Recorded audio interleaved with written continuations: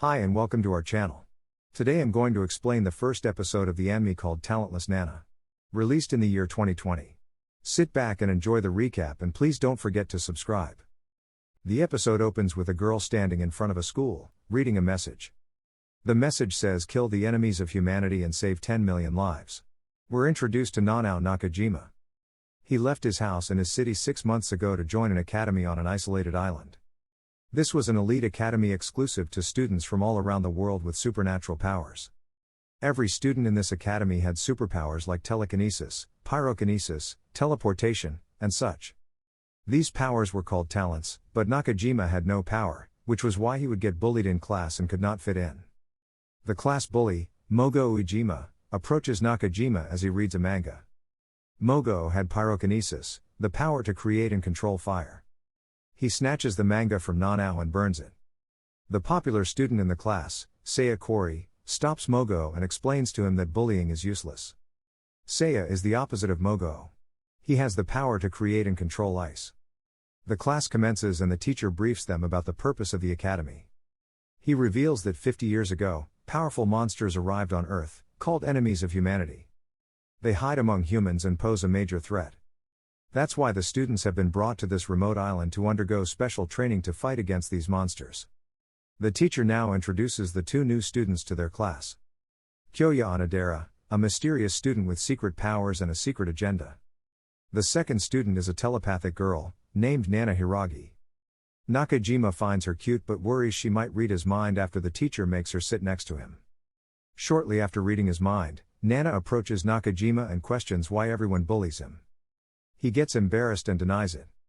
Afterward, the teacher announces he is going to elect a class representative, so he needs volunteers. Except for Nakajima, everyone raises their hands, therefore Nana forces him to participate. The mysterious new student, Kyouya, suggests that Mogo, Nakajima, and Seiya Kori compete against each other in a friendly battle since they are trying the most.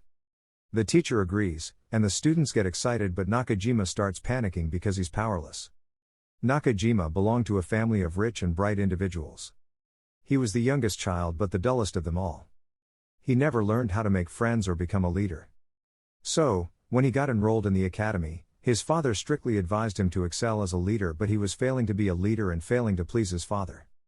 Now, back in the academy, Nakajima returns to his room after the class, but Nana follows him and takes him to the cafeteria for lunch. They get to know each other personally and chat about Nana's powers. Nana reveals that she finds hearing people's thoughts annoying because people are sometimes petty and pathetic. After eating, Nana takes him to the seaside. There, she discusses Nakajima's powers and reveals that she knows he isn't powerless, otherwise he wouldn't have been selected. Nakajima discloses that his talent is not special and doesn't reveal it to others for precaution because this academy is a training ground for war against the enemies of humanity, and rumor has it, they have infiltrated the academy. Nana is in disbelief but suddenly, gets pushed off the ledge by a mysterious force, but luckily, Nakajima saves her. They wonder if this was the enemy's doing. While back in the academy, the teacher catches Kyouya investigating the students' profiles. Later, Nana drops Nakajima to his room and encourages him to become a leader, but Nakajima refuses because he isn't a leader. Nana reads his mind and persuades him that his father wanted him to be a leader, so he should do it. Nakajima idolizes his father but is also scared to disappoint him.